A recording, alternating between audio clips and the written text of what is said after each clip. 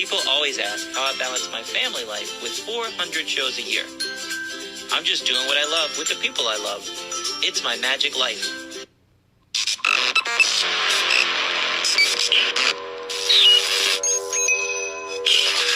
I like Wes Iseli. I like everything about him. All right. This week it's just Natalie and I again. And these episodes with Natalie and I was thinking we can tell stories that we don't get a chance to tell on the other podcasts, or maybe the subject may never be breached and we won't get these stories to you guys. And we were laying in bed one night a couple weeks ago. Natalie was breastfeeding the boys, midnight snack, and she's watching the ID channel with all these murder mysteries. Yeah. And I like the whodunit shows. Too much. It scares you a little bit, huh? It keep you in line. But we saw this whodunit show, and the person got murdered, and they were taken out in the woods, and the woman had a little son, and everything was just ringing bells, and we were like, oh no, is this the one we know? Is this the one we know? And it was in a city in Virginia. Southern Virginia. Yeah. Anyway, we did a show, how many years ago? 4 years ago? Oh, longer than that. And we were in West Virginia. I don't know. Maybe it wasn't. 4 or 5 years ago. Maybe 6 years ago. This ID show reminded us of this story, so we wanted to tell you. Well, at first we thought it was that story, and then we realized, no, it wasn't. Just from the details. Another similar gory story from a southwestern Virginia town. Right. It was too close for comfort, really. Yeah. But we did a school show. It was a good behavior school show. I was daggone close to West Virginia. And I picked a kid at random to help me with a magic trick, and everything went great. The kid was awesome. Everybody loved it, and I didn't think anything of it because I used several kids from the audience during my show. But after the show, a group of parents came over, and the principal came over to us and said that was the first time that kid had talked or even smiled all school year. Well, since the mother's death. And we're like, what? And then the principal just walked away, and the mom stuck around talking to Natalie. And they were like, yeah, they found her in pieces, and she was decapitated, and the boy, when he had the news broken to him, he hasn't talked since, but we couldn't believe how he came out of his shell at your show. And after the show, after we packed up and everything and got back in cell reception, Natalie Googled it. Natalie and I Googled it real quick. And you're like, oh my gosh, that's horrible. Read the local papers, descriptions of the events, and read all about the grisly details. But you just never know. You never know who you're picking from the audience. You have no idea. No, you have no idea. And he did great. You couldn't tell that you could tell absolutely nothing from what he did for volunteering. He was a good volunteer. He did all he was asked of and smiled and participated wonderfully. So if they hadn't told us that story, we would have gone away never knowing anything. And I wonder how much of it is the kid is affected and everything, but to get him out of his shell, we don't know anything about it. So it's easier for us to get him. Right. Yeah, because they kind of dwell on it. And they maybe pamper him or, And everybody are there... you having a good day? Right. And everybody there knows the story, so he knows they know. Right. But we don't know. And I'm just picking on him. Who knows what trick I even did? Who knows? Yeah, I don't know. I think it was that nest of boxes trick, I think. Yeah. Maybe not. I don't know. Anyway, but I don't know if we'd ever get to that story or not. But I mean, how weird is that? After a magic show at a school that we just swarmed. I mean, it was like 6 people around us and the principal. And they were just so excited that the boy did so well. And it is funny how people will just open up to you about different things. It's funny how people just want to come up and share with pretty much a stranger. I mean, they've seen us for 45 minutes. Right. And share some details, sometimes personal details with you. And it's almost like they're using you. I don't know, maybe not for you, but for me, I've had people come up and it's almost like they're using me as a therapy session as I'm packing up. And I'm like, oh, wow, I had no idea. And you go along with it and, maybe it's maybe kind of is, because it's, well, they're not from around here. I can just go, bleh, somebody's listening, and then they leave. And I don't have to worry about them telling my best friend that I told them their deep, dark secret, because they're not here anymore. I don't know. Well, and after our shows at our resorts or theaters, people come to me and take pictures, and they were like, great show. All right, cheese. Next. All right. Yeah, you need something signed? Okay. What's your name? All right, perfect. Next. I don't have conversations. But then I look over at Natalie at the selling table, and I kind of get jealous because you also get the crazies. I do. but you also are like deep in conversations, or people saying, I really like that show. We just went to Vegas, and your show is comparable to some of the shows we saw out there. Or, we just got off a cruise ship, and man, you were way better than that guy. And they didn't tell me that. Oh, I guess they feel like they have more time to talk with me, even though I'm trying to get tricks sold and move on to the next person. But it's fine. It's whatever. I don't mind. I like the compliments. But yeah, I hear them more than Wes does. And then also a lot of them, I think, and I think this is for most people, when they're going to compliment the child, they usually say it to the mom. So when Lana's done something, it's, and your daughter that was an awesome show, and your daughter was amazing, So and I guess that's fairly normal. So I like hearing that too, that my daughter is amazing, because I think she's pretty amazing too. But yeah, I get a lot more of the comments and the conversations after a show. I guess they feel like they're not holding people up as much with me or something. I don't know. Well, I would not put Lana in the show if she wasn't amazing. Well, she'd be taken out of that show so daggone quick. Yeah. All right, shape up or ship out, kid. Well, we've always told her that if she, becomes a frumpy teenager. If she wants teenager, to do it, she can do it. But if she comes out there and she's just grumpy looking and has a mean face and doesn't smile and, it looks forced, well, then I guess she just gets to sit off to the side, because you're not staying at home. You're still coming to the magic shows. You just won't be in them. Right. So. Well, we've all seen those magicians that use their granddaughter in the show, or use their kids in the show that they obviously don't want to be there anymore. Yeah. I hope it doesn't come to that. I hope she always likes being part of the show. Anyway, another podcast we had, we were talking to somebody about, crazy stories, or you're doing a banquet show, or like a Boy Scouts event, and the guy says, I just have to make a couple of announcements, then we'll start the show. And that goes on for an hour. Ugh. So it has been, on the rare occasion, an hour, but they're like, I just have a couple minutes, and it's not a couple minutes. It's a good 10, 15. Or the corporate show, we just have a couple of awards to give out. And you're going, oh no. I tell them, I say, look, I can't let this thing go, because I've been doing this a long time, so we've seen it. Right. If you're really going to take a couple minutes, that's great. But if you think it's going to be more than that, I need 5 minutes heads up to set the animals. I cannot have the animals in a load chamber for an hour. Right. We've had it where, oh no, I'm only going to be 2 minutes. And 10 minutes later, I'm unloading the animals. Right. Yeah. And then waiting. And then there are times where they say, we're just going to give out a couple things, and we're going, well, that's fine, but we have another show after you, so if you don't start our show on the time that the contract says our show is going to start, your show's just going to be short, because we can't be late for the next show.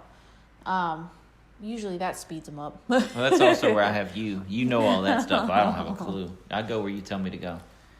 But anyway, we were talking about, the award thing, and it's going forever. But I've also had the ones that just suck the air out of the room, the announcements pre-show that suck the air out of the room. And I try to do 5 miles on my hiking trails during quarantine every morning. And this one just popped out to me the other day, just out of the blue, the story I wanted to tell. What did... I was hiking, and this story just came to me while I was on the hiking trails. That's where I remembered the story. I wasn't understanding where you went with that story. But a few years ago, we were hired to perform at a private school at Christmas time. We got there and set everything up, and Dad said he just had a couple of announcements. Now, I guess the dad was a teacher or a principal at the school or something, but they had the school rented. So they had a stage, and it had a cafetorium or something. Yeah. And it was just a family show. And the speech was more or less, thank you guys for coming to my little girl's birthday party. We wanted to do. She was a teenager. We wanted to do it upright this year since her mom has stage 4 cancer and she won't be with us next year. Our little girl's really had a rough year going through everything with us, and with her mom's diagnosis, we want this birthday to be remembered. Now everybody sit back and enjoy the show. And you're like, wait, what? I mean, it would have been nice to have a little bit of heads up for us before he just did that. You know, like, hey, you know, I'm going to make this announcement. You know, I'm just going to let you know that everybody knows she has cancer, but it's bad, you know? And so we're just going to say that this is sort of a happy day, and we're going to make it a happy day, and whatever. He was very blunt. But he didn't give us a heads up beforehand at all. And he hit us with that at the same time he hit everybody else with that. Only thing was, I think quite a few of them knew the mom had cancer. But I don't think everybody did. And we did not know at all. So we were just like, what? Luckily, you brought it around fairly quickly. People forgot about it, enjoyed it. And I mean, I think she was probably somewhere between the 13 to 15-year-old range, right? I don't know. But Something I mean, like that. But and I remember her having a really good time. She helped with the show, and she had smiles going on and everything. The girl. Yeah, the girl. Because I think he made that, if I'm remembering right, he made that announcement, and then she came in, the girl. Oh. Yes. She wasn't there. Mm-mm. I He just said, remember. we're trying to make this a really happy birthday for her because this is going to be the last birthday her mom's with us. And then the girl came in after that. Yeah, it's some of this stuff. You can't prepare for this. This isn't written in magic books. No. Now what do you do? Right. And what do? I just start the show like I did not get that information. That information did not apply to me. I'm hired to do a job. Here I go. Yeah. That's all I could do. That's all you can do. I don't know how you would make it a thing in your show, but if you did, that wouldn't be making it her happiest birthday yet, you know. And if they're videotaping and I try to get mom up, mom might not be able to walk. I don't know what mom's ailments are, but I know it's real bad at this point. Right. Maybe she can't stand for periods at a time. Yeah. So I don't even remember if I looked back at mom. I was just trying to erase from my memory. Yeah. And go. But anyway, that's show business, people. It's crazy. Some of the things you come across is just nuts. But God bless them. I mean, golly, I hope she beat cancer and everything's good. And that was just a just in case thing, hopefully. But what a way to start a show. Boy, he didn't sound like it was a just in case. They sounded like it was a done deal. So I don't know. They could have had news that it was a done deal. Who knows? I don't know. And my dad had cancer when I was 25 years old, and he did not make it. Yeah. Maybe I'm ignorant, but never in a million years would I say to his face, hey, Dad, can we do this? Because I know you're not going to be here for next Christmas, so can we do this together? Yeah. No, because in my mind, I wanted him to beat it. I wanted him to be around next Christmas. Yeah. It was like that whole family had just given up on that lady. Well, and crazy like I things said, I don't know happened. that she was. I don't know that the mom was in there either. I can't remember. I remember specifically that the birthday girl came in, and I remember watching the mom walking in. They walked her in. She was walking real slow. The mom and the dad were at the back table to my right. But I don't know if he said it with the mom in there or not. He might have. I think so. I think did. She was yeah. there. I mean, she knows her prognosis too. It could have just been they've done everything they could do, and it's inevitable. I mean, unless a miracle. And there's always chances for miracles. You never know. But, goodness. What happened to this podcast? It's got depressing. Let's change it. Let's change. Anyway, that's some stories that I don't know ever come up in our conversations with other folks. And No, because it would bring the podcast right down just like it just did. It did. All right, so let's turn things around. Yeah, let's change the subject. We actually had a gig recently. Friday night, we did our fundraiser Magic and Illusion show live on stage. On a stage. Zoomed into your living room. It was so nice. I really enjoyed it. I had a good time. I did. We actually did an illusion show with big illusions on a stage. It was nice. There was no audience. I mean, there was an audience, but they weren't there in the room with us. 3 people. Which was just, that was a little weird. But you know what? We did a magic show, and it was fun. We had 3 people live in the building. Right. Everybody else was on the other side of a screen. So, and it was quite a few. That was nice. There was like 411 families, something like that. Tickets, families, family tickets, families. Express Copy and Graphics, our sponsor, gave away 5 T-shirts. So we did one like at the beginning of the show, before intermission, after intermission, at the end of the show, and then like during the question answer period or something. And there was 411 people that they could choose from to give tickets that bought tickets. So was there more than 411 people? Were there 411 families? We still aren't confident with the math there, but it was good. It was good. We didn't sell 30 tickets. We sold good. Right. It was a fundraiser, and they raised money.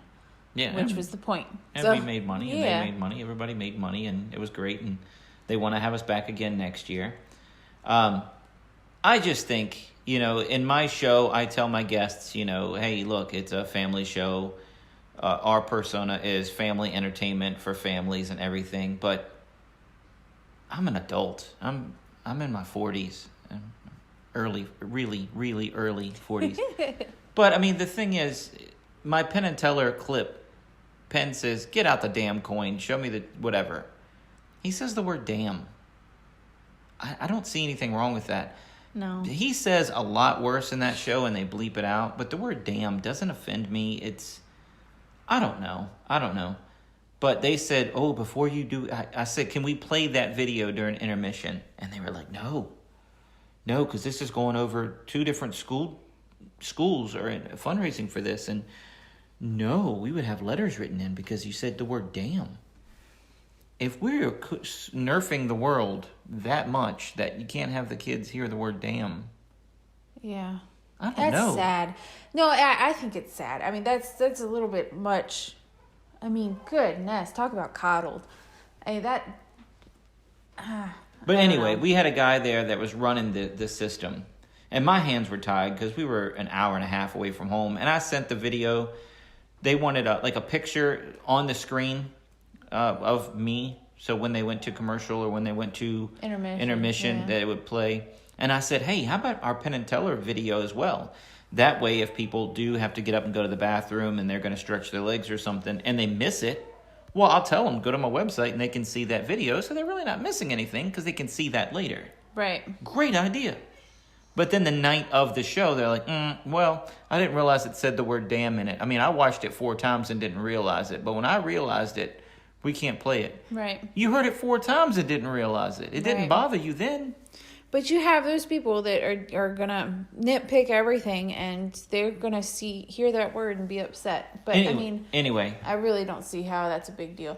But we also are around, there are people that have very sheltered lives, and we are around a lot more variety of people and places.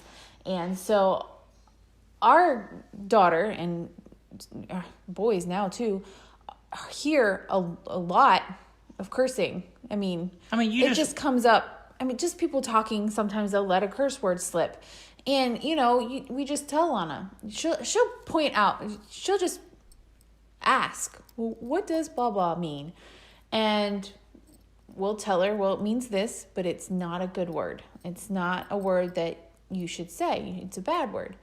And so the next time she hears it, if she's comfortable enough, or she used to when she was younger, when she's comfortable enough with the person, she'd say, hey, blah, blah word's a bad word. I mean, she would call him out on it. And it was funny, I thought. But I mean, it just, sometimes you just have to explain to your kids, hey, you're going to hear this word in life, but maybe just don't say it. Right. And move on. And that's just how it is, because people aren't going to censor themselves around your kids all the time. You're going to go to a store and somebody's going to say a curse word. And damn is not a big deal. I don't see how that's bad at all. If I stub my toe in church, I might say damn. Yeah. I mean, I just don't think it's that bad of a word. I don't get it. Anyway, we're really dwelling on this word, and we've said it 50 times in a podcast, so if it offends you, I am so sorry. But what I was getting at was, the cool thing is, the guy that was running the Zoom show and all that, he grabbed his keys and said, show me the link. Got it. He downloaded off the internet and reworked it where Penn says, get out the damn coin. Get out the coin. Yeah. Now you hold the coin in your hand. You do it. No funny business. The same way you did it. Something like that. Well, he edited it to, get out the coin. Get out the coin. Do it the same way you did it. So he made Took out that word. He made the second one play twice. So he said, get out the coin or something. Yeah. And it was perfect. But he did it in like, I don't know, 15 minutes. He drove home, downloaded it, edited it, re-uploaded it, and came back. And it was, wow. Thank you for doing that, because they wouldn't have been able to play that during intermission. Yeah. So it was awesome. Which I thought was kind of crazy, but I'm glad he was there to do that for me. What you got to do, you got to go with the rules of wherever you're performing at. And so that was their rule, and so we made it work. Yeah. Yay! Yeah. And I'm thanking them. Thank you for doing that, because the families really loved it, and it gives me an extra up. Because people saw us do illusions and they say, hey, you're really good. You were on Penn and Teller? Even though, they go to the Eventbrite page to buy tickets, it says it there, and there's a link to that video there. People don't watch all those. But when you put it on and push play for them and they're sitting there, right, that's when they really see it. So, right, yeah. Anyway, we did this show different than our other illusion shows, and it seemed way easier. Like, we won't do this when things start back up. This is not how we're doing our illusion show. No, because being on Zoom is it's completely different. You can't have volunteers. I mean, you can't.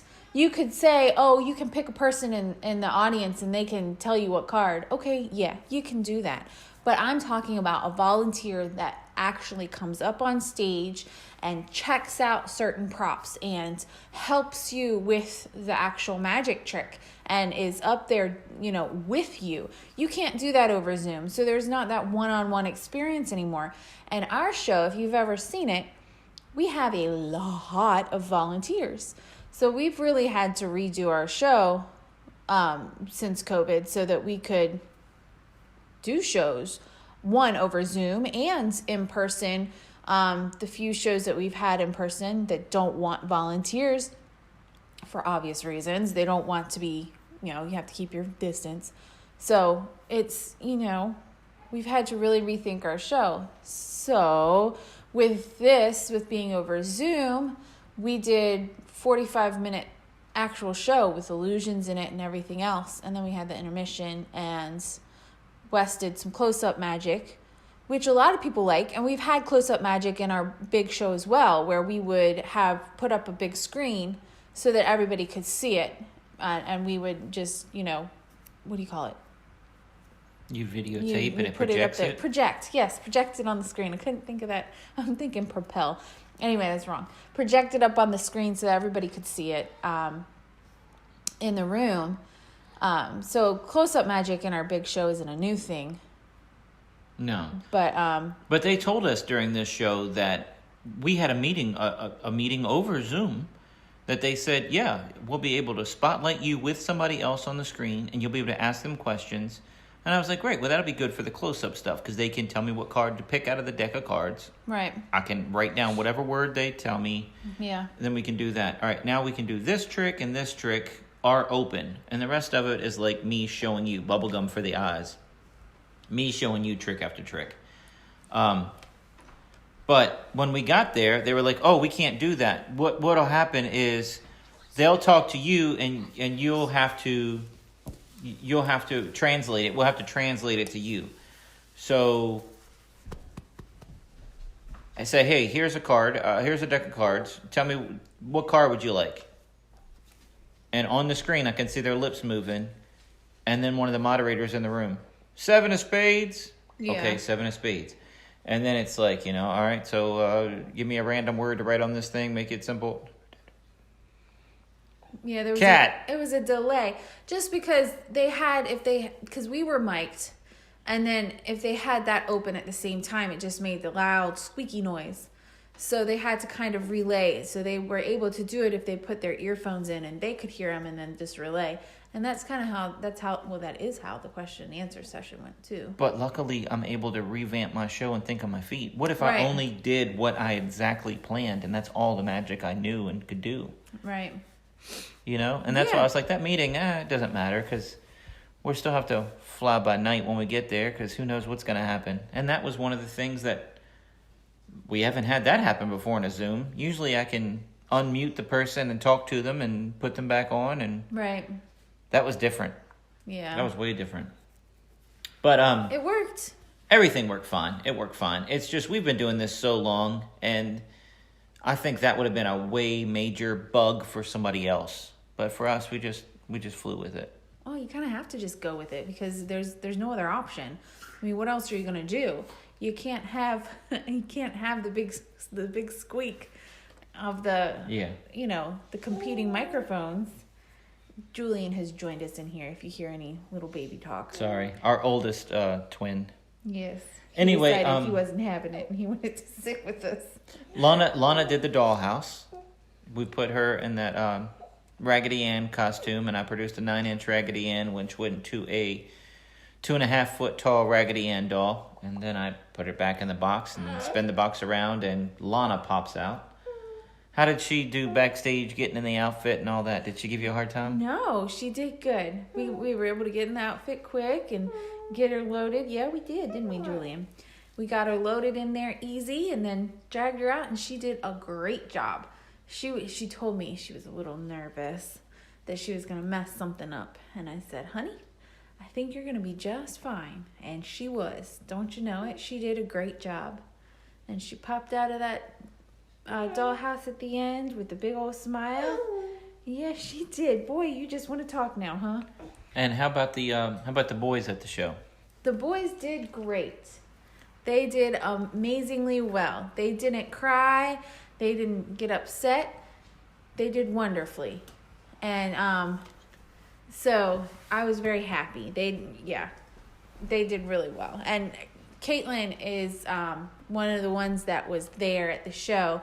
She works at one of the schools. She's the one that got us booked, started the ball rolling, getting us booked and everything. And she is the one that babysit Lana when she was a baby through, I don't know, 3 or 4 or something like that. She came on the road with us for large shows, and so she was very excited to be able to help watch the boys for us. So her and Brittany was the other one. She worked at the other school, and they both go to the same church as us. And so the two of them watched the boys during the show, and we're happy to do it. So excited to watch little babies, and they were easy babies for them. I was so glad. I told them, I said, we've been blessed with very calm, easy babies. The only time they cry is when they are tired and when they're hungry. And I said, and so, I mean, really, you shouldn't have a problem. And then I was thinking later, I was like, oh no, I shouldn't have said it out loud. They're going to make liars of me the day of the show. But they didn't. They did great. They did great. They did better than great because they didn't even cry when they were tired. They just went right off to sleep. And Brittany said she had baby fever after the show. Yeah. She struck up her wanting babies again. She's already asked if she can have the car seats when they're done with them for her next baby. I and said, sure. Caitlin asked to be on the road with us this summer. She wants to come back on the road with us to help with the baby. So Yeah. it was a great night. We're not trying to dwell and just talk about the bad things, but we're just talking about everything that happened. No, it was a fun night. It was a great night. I had fun. It was nice to go and do a show, and it was a Zoom show, which we've done Zoom shows in the living room, before. But this time to do our illusion show and actually be on a stage, even though it was still a Zoom show, and I'm still looking forward to live shows coming back. This was very nice. I really enjoyed myself being able to be on stage again and do the big illusions on stage. That was nice. And they had a big monitor there. I mean, they was 100-inch television at least for us to look at. Would you think it was 100-inch television? I think that's what it said. Yeah. And so we could see 25, 30 of the families. They didn't scroll through for us at all. No, but we could see, and when I do close up or we do an illusion or something, you look over there and they're, doing the Home Alone face where they're grabbing their Yes. cheeks or they're clapping or they're Yeah, that was fun to putting see. up emojis and things. So That was nice usually to I don't see. have a monitor like that during my Zoom shows. Yeah, so it's that just me looking through and giving Wes a thumbs up with a Yeah. big smile. They're enjoying it. And then I taught magic, which is different for an illusion show. I never teach magic, but I taught 10 minutes worth of magic tricks. I probably taught them 5 or 6 magic tricks they could do with items found around their house. And then we did a question answer period did it go longer than a half hour? No, we ended right at a half hour. So we ended the show, and they say if you want to ask a question, feel free to stick around and answer a question. If you're done, you're done. That's fine too. Whatever you want to do. And I think quite a few of them stuck around for the question and answer session. And we said, we had to do it with them relaying the question to us. So they would listen to the question and then have to tell it to us a second time. So that was the only downside of that, was just there was a pause between the question being asked by the person and then us being able to answer. So it was cute questions though. A lot of them were really cute questions. I enjoyed myself. One little with kid. The question and answer. Were I you thought that really was on fun. real TV? Yeah, were you really there for the Penn and Teller Fool Us? Yes, that wasn't. It was, I don't know what she thought. Did she think it was like just a camera trick or something? I don't know either. But some of the questions were actually good, and then some of them were, Where are you right now? Are you in the cafeteria? right, because it's their school. Yeah. Another thing, they asked Lana, and then they all got to see Lana lock up. Yep. Because she had performed all night long, and she did great. She was producing doves. She turned doves into a rabbit. She did the dollhouse illusion, and big arms in the air, big smiles, take a bow, run off stage. She did great. She hits her marks. But when you're after the show, unless you're asking for an autograph, where she can take your paper, look down, sign it, and hand it back to you without looking you in the face, she just locks up in front of strangers. And it surprised me because, maybe she didn't see which screen was asking the question, because it was a little girl asking her the question, whatever the question was. I can't remember the question. But she kind of locked up. But she did. She completely locked up. And then she was looking down at her lap, and I said, well, what's the answer to the question? And she kind of said it real quiet. And so I said it louder. I relayed her answer so that everybody could hear. But that's just how she is. She's fine in front of a large audience and a lot of people. She does great, and she smiles, and you think she's the most outgoing girl in the world. And so you come up and ask her a question one-on-one afterwards, and she just... Surprise. Nope, she's not going to talk to you. And it's like, okay. Surprise. Yeah. She's not as outgoing as you thought. So She got nervous. That's okay. It happens to everybody, and she'll get over it eventually. But for now... And one little girl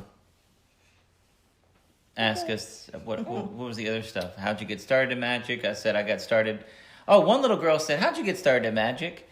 And then I went on a tangent, and I was talking, and Natalie's goodness. like, Wes, you're so far off now. I'm like, what happened? He started answering, and then he went off on a tangent on something and told this whole story. I'm going to about tell the story right something now. I'm going to tell the story right now. And I that thought it was interesting. And that was not the answer to the question. And he goes, well, I hope I answered your question. And I looked at him and I said, no, you didn't. It was this. And he goes, oh, whoops, sorry. So I don't even know where the idea to tell that story came in your mind. I'm going to tell you. Nobody asked about it. I'm going to tell you. It was just something he wanted to be heard, I guess. No, it made sense to me. But it wasn't anything to do with the question. I went on a tangent for so long. Anyway. And so it had nothing to do with the question. The little girl asked me, how'd you get started in magic? I said, well, I read it in magic books. And when I was little, the magic books I had was like from the 50s. So I learned cigarette magic, and I even dressed like the magicians, wearing a tuxedo. And yes. And man, I remember one time wearing a tuxedo. And then I told the story about me doing a 4th of July event at a place near the school, which was a community center, a public pool. And it was 4th of July, and I had to do close-up magic, had to do a show, then I did close-up magic, then I got back to the car, put the doves away, turned the air conditioner on, turned the car on, and when I woke up, the parking lot was empty. And I looked over at Natalie, and her jaw's just like looking at me. How does that have anything to do with how you started in magic? I'm like... Because I was shocked. That's the day I changed and decided to wear a different outfit. He told that part of the story, too. He told about he thinks he passed out, and, that was the day I decided I couldn't do a tuxedo anymore. I decided to just make it more simple so that I could, do it in every show. Not overheat. I could wear this, the similar outfit to every single show, and, man, I hope that answered your question. And he looks at me, and I'm like, no, it didn't. So, I was trying to tell them the story instead of just saying, yes, a book, next. I mean, that would have gone great with, how did you come up with the outfit that you're wearing for the show? That would have been the perfect answer. But how you got started in magic wasn't the answer. I got sick of answering questions. What was I supposed to say? I learned from books. Next.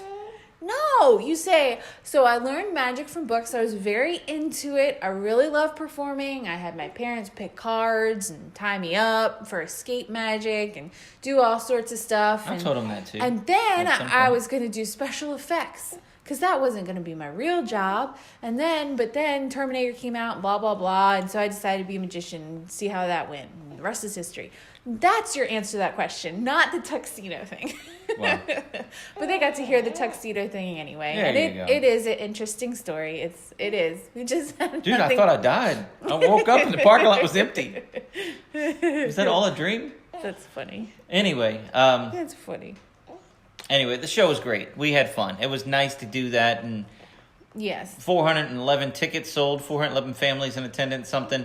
Thank you guys all for coming. If you're listening to the podcast and you were at the show. We had a blast. Thank you.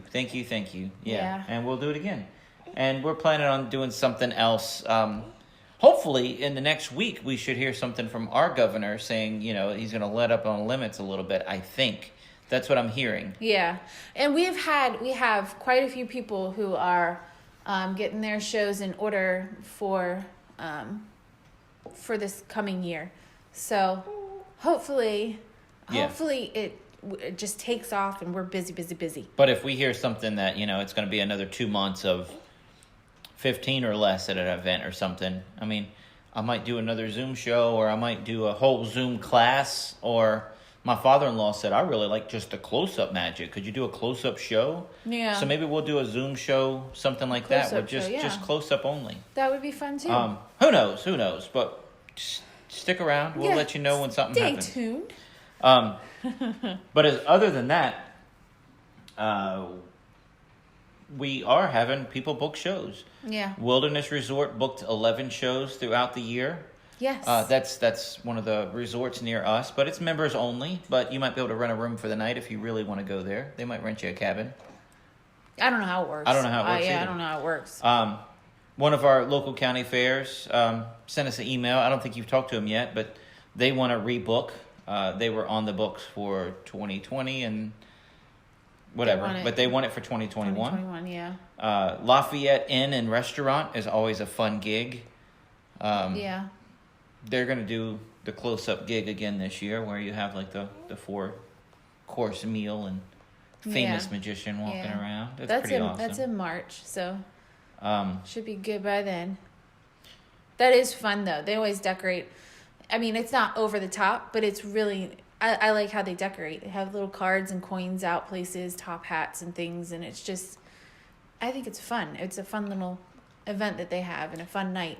And they had people come from Virginia Beach, which is 3 hours away, and Northern Virginia is 2.5 hours away. Yeah, just for dinner. Just to come see me and have dinner there. Yeah, it's a fun awesome evening. Yeah. In other news, season 2 of Wes Iseli's Magiclife is coming out, and I'm working hard, but it's the COVID season, so I'm going back. I looked at some footage today from, the first 12 weeks of COVID, first 16 weeks of COVID, and I have a lot of footage from that because I was putting out an episode every single week. Yeah. So Your Belly was huge at the end of last season, and now we watch it grow again in season 2. There you go. That'd be fun. But it is fun. It is fun. Yeah, because you haven't had on Jewel TV The Boys Arriving or anything along those lines either. So. And that's all new footage. So far, I have 2 episodes done. They're not in order at all. They'll probably be the last 2 episodes. I have 4 episodes in various states. We need to do some talking over it, or I need to find music for it. Or they just need to be edited. Yeah. But I have a lot of work to do. But that's season 2. I have a few more weeks for that. Our sponsor, Express Copy and Graphics, made me my own deck of cards this week, and I am so happy with the quality. They look good. The problem with playing cards, and I've worked corporate events, I've worked trade shows, and they're like, here, we have our own deck of cards with our logo on it. Would you mind using these? Pfft, sure, I can use your deck of cards. And you go to shuffle them, and they stay bent. They don't fold back in place. I mean, they're the cheap. thinnest paper you can imagine. And when this guy mentioned that he could make cards, I'm like, heck yeah. I said, but listen, I need you to spend some money, though, because there's 50 different brands or 1,000 different brands of different scales. I need a good quality deck of cards if I'm going to be using it for the real world and to be able to do slides with it and things. Yeah, you even told him kind of, if you can, on par with bicycle cards. Those are nice cards. That he surprised me. He said, your order's in. It'll be ready next week, which was yesterday. Excuse you. Sorry. I'm holding Lex. He just burped. Sorry. But they gave me 50 decks of cards. And they are awesome. I'm so happy with the quality. They didn't skimp on quality. They did an awesome job, and they look really good. They have his logo on the backs of the cards, and then obviously the fronts are just cards. It's and they awesome. they're really nice. And if you want to see what they look like, you can go back to my Twitter or my Facebook a couple weeks, and you'll see pictures of that. But I'll be using them a lot more. You'll see them. Yeah. The boys now, sorry, today, my little girl was babysitting. She couldn't handle it, and I guess they were just up. I don't know. But you are hearing them during different podcasts. If you're listening with earbuds in, you can hear them chirp from the other room. Yeah. But they're pretty good kids. They talk. Talking's better than screaming. I have one literally sitting on my knee right now, just looking at the iPad that I have with all my notes on it, and he's just hanging out. I have Lex. Yep. She has Julian, and she's kind of coddling him, holding him, but they're good kids. And he's smiling and talking at me. You are. And they're 4 months old now, and I mean, I told Wes, we got a comment at their 4-month checkup. They said, oh my goodness, look at all that hair. And I'm going, I don't understand. He had hair last time. I don't think it's that much of a difference. Then I went and I looked back at pictures just from a month ago at Christmas. And oh my gosh, they have hair now. It has grown so much in just 1 month. And they've grown so much in just 1 month. Both of them gained almost a pound again. And they both grew 1 3/4 inches. Oh my gosh. So they've grown a lot in just a month. And it's amazing to see the difference, because we see them every day. I'm looking at them and I'm like, well, yeah, I think they're growing, and I hope they're growing enough. But then you go back and you look at pictures of just a month ago and you're floored. And you look at pictures of when they were newborns just 4 months ago and you're like, oh my gosh, they're different people at this point. They look like different babies, completely different babies, I think. Just with how much they've grown, and they can hold their head up really, really well now. I mean, their necks get tired a little bit and bobble, but, once they get tired, but they're doing great with their holding their heads up. And they can't sit up on their own yet, though. They can't sit up on their own. Even if they're strapped to a chair, right, Natalie? Right. They just kind of lilt off to the side. I said, nope, can't do it. They'll get there, though. Natalie bought 2 little high chair things that we can take with us to restaurants, so you don't have to carry a high chair or borrow one of theirs. And she strapped them to the counter while I was chopping and cooking dinner last night. Yeah. And I looked over, and they were both completely, armpit on the armrest, completely hunched over. Their heads just to the side. Wes was like, the box says 6 months to 4 years old, because it starts out as like a high chair that you can put on a chair, and it's up higher with a tray, and then it can go all the way to just like a little booster if they need just a little bit more to get them up level when they're toddlers. And I tried to warn you. He's like, it said 6 months to 4 years. I was like, our boys are they're ahead of the game. They'll be fine. Nope. Not quite yet. His arm went to sleep for his armpit buried in that armrest so hard. Hey, I didn't leave him in there too long, but I wanted to try him out, and we tried him out, and we'll have to pull him out again and see how they do in a month or so. But it's going to be nice to have, especially when we go to my parents' house, instead of having to take 2 big high chairs with us. We just they're real small. I mean, and they fold down. So, I mean, they're very packable. So this will be much easier. And in other news, I'm loving the podcast. Are you having fun doing this now? Have you finally?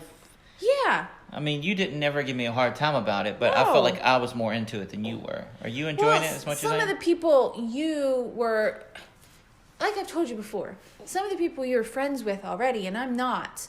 You're just better friends with them and know them way better. So you guys have a conversation going, and I just feel like I'm a lump sitting on a chair next to you for those podcasts. I try and interject every once in a while, but sometimes it's just not a place for me too, because you all have a good rapport going, and I'd just be interrupting at that point. But other ones I'm more in with, and that's more fun for me to be more involved than not. But yeah, I've had fun. I really have. And I like these where me and you talk to each other. I think they're fun too. But I mean, the conversations we've had with cool people I've looked up to, folks that I want to thank for paving the way in magic. It gives me an hour conversation to have with the people that, you couldn't have that at a magic convention. There's just not time. And other people stop in to say hi and ask for autographs with these people or take pictures with them, and are they checking their cell phones or checking their text messages. And, the podcast gives you one-on-one with, or with Natalie, 2-on-1 without interruptions and emails and everything else. And right. I don't know. You can ask them the questions you wanted to ask them. And this, yes, but yeah. And the stuff we've learned from people, like David Gibbs we had on recently. I knew he'd done television commercials and I knew he'd acted, but when he told me his college days that he interned for Jay Leno, I was floored. I was really surprised. And he interned for Jay Leno on The Tonight Show. I thought that was really cool. And John Westford, I know he'd done cruise ships. I know he's a working pro magician, but I never knew he performed with Harry Blackstone in Atlantic City. Yeah. Yeah, that was neat to hear. That was, Rob Allen and Ron Conley were both friends with Doug Henning, and they used to hang around with each other together. Yeah. One's in Albany, New York, and one I've known for 20 years in Myrtle Beach. But he hasn't always been in Myrtle Beach. I didn't know that.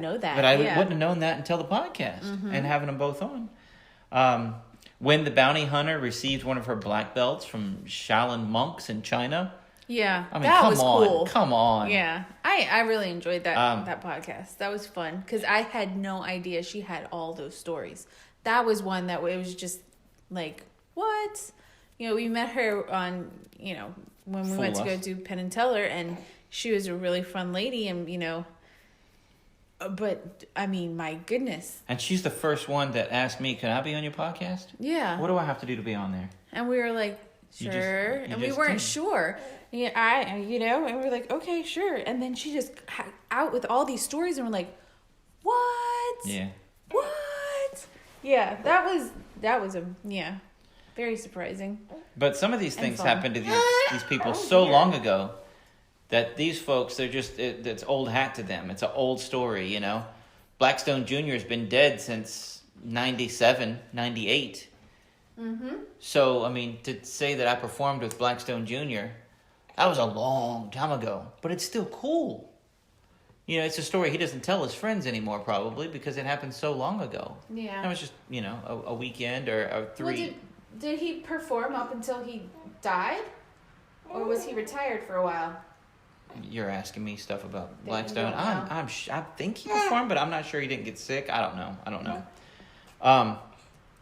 But now we have 14 different countries listening. We just had we have a new country listening. We have listeners from Mexico now, and Italy joined us recently. This is so awesome. I'm loving looking at the statistics of all this stuff and seeing where these people are listening at. I think it's awesome. Yeah, it is. That's really cool. And coming up on the podcast soon, first, and to my knowledge, the only woman ever to do the bullet catch. We're going to have her on, Dorothy Dietrich. Yeah, I think that'll be fun. We have the first guest that Natalie has booked. So if it sucks, it's Natalie's fault. Thanks a lot. But you want to talk about your I friend? am on Facebook groups for moms of multiples and twin groups and everything else. And I saw this one. She's a fitness person, a fitness trainer, personal trainer maybe.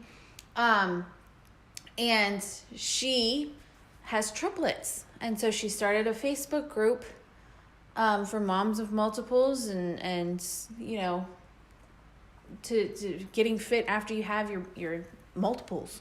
So I signed up and was on that one, and I just, you know, Wes was like, I'd really like to have a fitness person. I was like, I happen to know one, sort of. I mean, how well do you know somebody over Facebook? But anyway, I asked her if she'd be interested, and she was. So we're going to have her on and talk to her about that. And I've heard the crazy story about the triplets, so you'll have to listen to that. That's interesting. So, but yeah, Well, I think that'll be I'm hoping she fun. can give me some workout advice too, though. It's not just for... Oh, I don't think it's just for women. I mean, that group is, but Right. I think she'll have plenty of tips and things. You know, you can talk to her about you too, I'm sure. I'm in my early 40s now, and things are not moving like they used to. Natalie used to always say, it's not fair. Men lose weight so easy.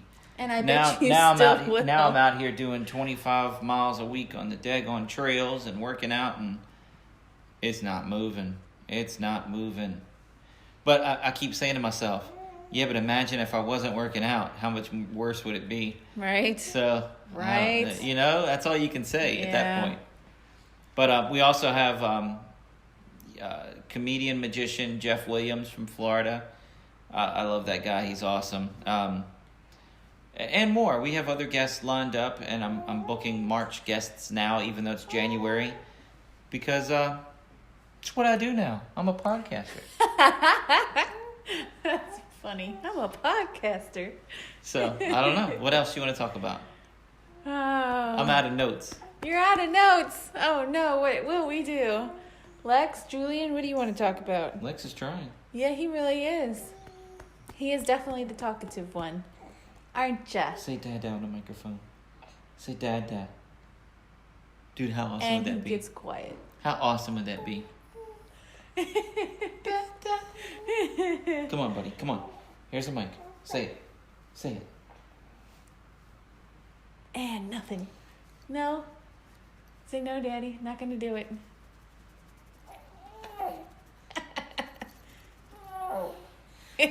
Natalie had him Yeah, I giggling did. I had outright him earlier giggling. today.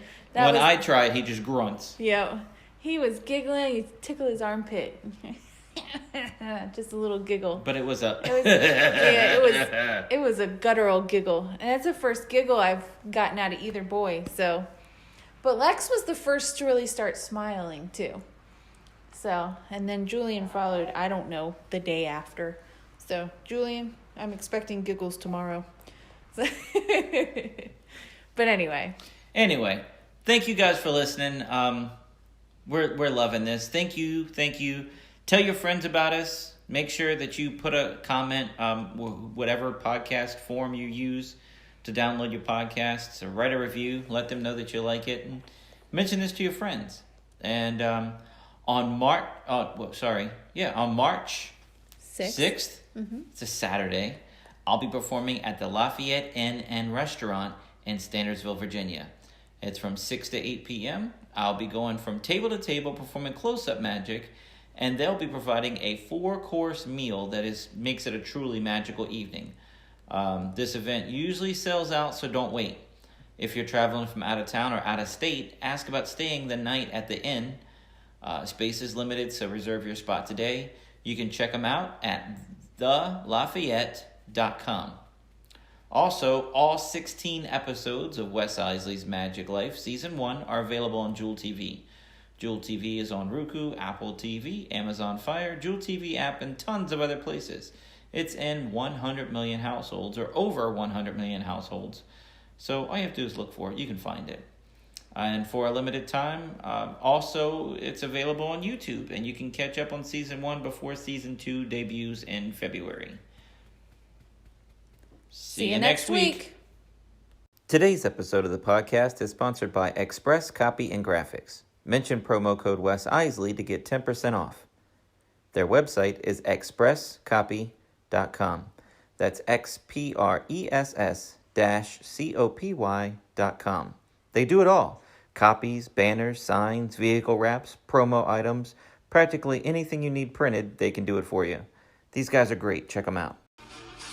Check us out online at wesiseli.com and patreon.com/Wes_Iseli for behind-the-scenes videos, blooper videos, never-before-seen footage, discounts on merchandise, magic trick tutorials, and more. That's Wes Iseli, spelled WESISELI.